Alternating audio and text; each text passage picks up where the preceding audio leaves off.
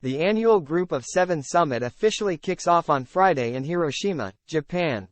Leaders of the 7 major industrial democracies, Canada, France, Germany, Italy, Japan, United Kingdom, and United States, will discuss the future of global relations and the world economy as it faces a number of uncertainties. Growing geopolitical tensions, central banks combat against rising inflation in AU.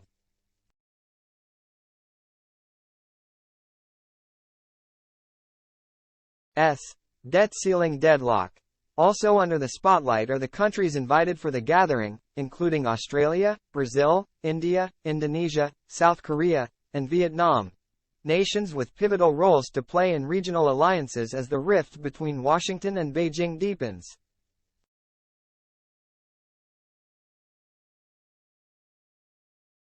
Leaders will gather in Hiroshima, a Japanese city devastated by the first atomic bomb used as a weapon of war by the U.S.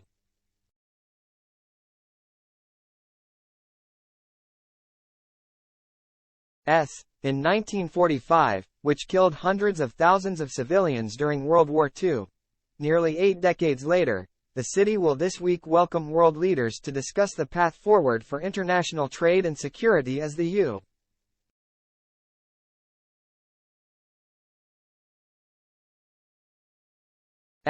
and China battle for influence in a multipolar world amid concerns of their decoupling, and as a war continues in Ukraine.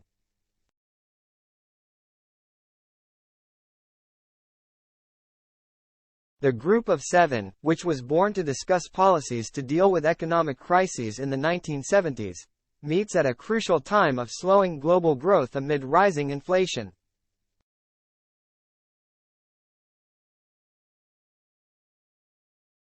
G7 finance leaders and central bankers finalized a 3-day meeting in Niigata last week.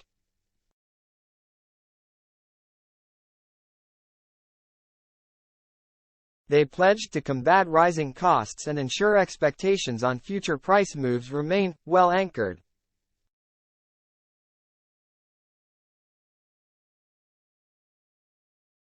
If you think about what's happening in world politics, we're increasingly worried about the United States-China relationship veering into conflict. Brookings Institute's Director for East Asia Policy Studies Mireya Solis said in a recent podcast.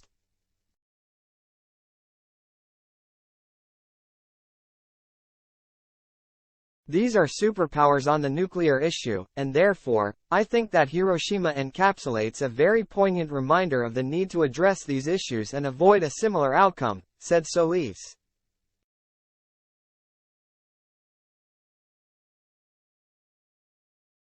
Ukraine-Russia conflict. Also attending the summit will be Ukrainian President Volodymyr Zelensky, who is slated to join the meeting virtually.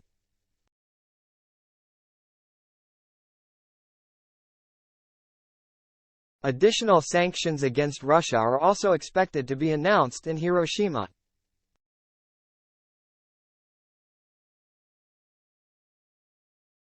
There will be discussions about the state of play on sanctions and the steps that the G7 will collectively commit to on enforcement. U.S.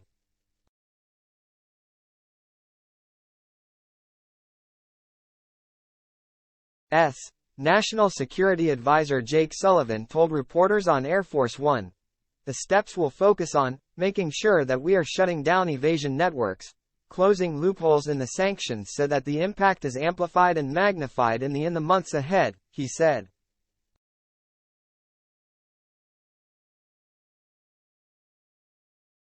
The U.S. will have a package of sanctions associated with the G7 statement that will center on this enforcement issue, he told reporters.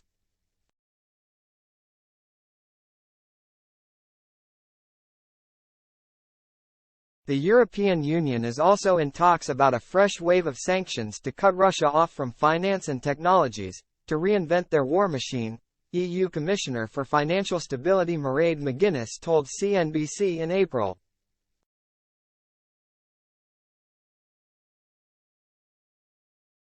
Russia's invasion of neighboring Ukraine may also be discussed during the trilateral summit when leaders of the U.S.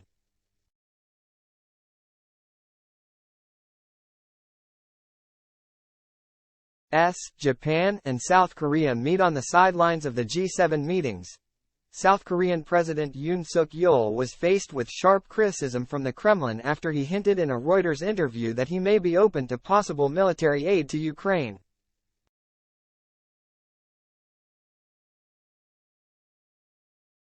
The three leaders are expected to discuss closer security cooperation, including stronger nuclear deterrence in the wake of escalated provocations from North Korea.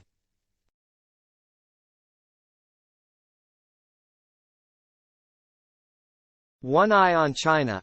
China is also seen to position itself as a peace broker as the ongoing tensions between Ukraine and Russia present a daunting challenge for Beijing, analysts told CNBC.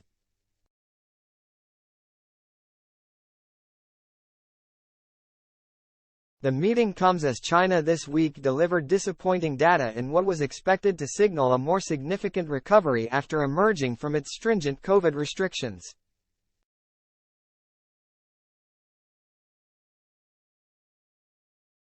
The momentum for China's recovery is seen to be running out of steam, with the likes of Nomura downgrading its full-year growth forecast for the economy from 5%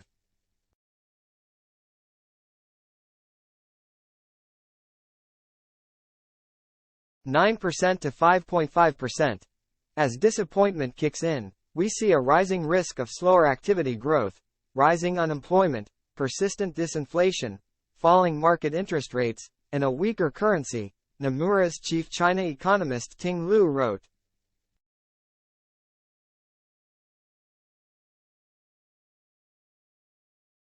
He cited weak confidence among consumers and business investors behind the downgrade.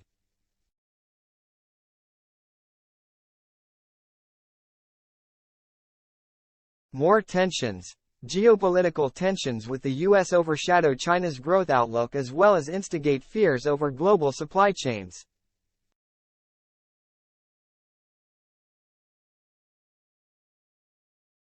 U.S. President Joe Biden is also expected to announce an executive order to curb U.S.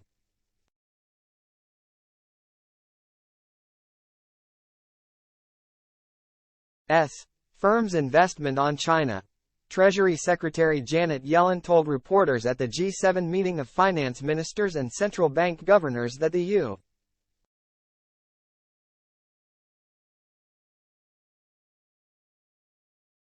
U.S. is looking at measures to counter China's use of economic coercion against other countries.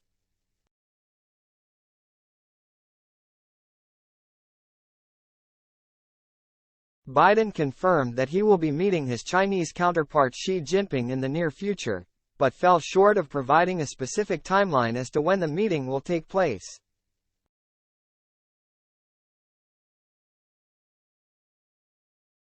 Whether it's soon or not, but we will be meeting, he said in response to a question about his plans to meet with Xi.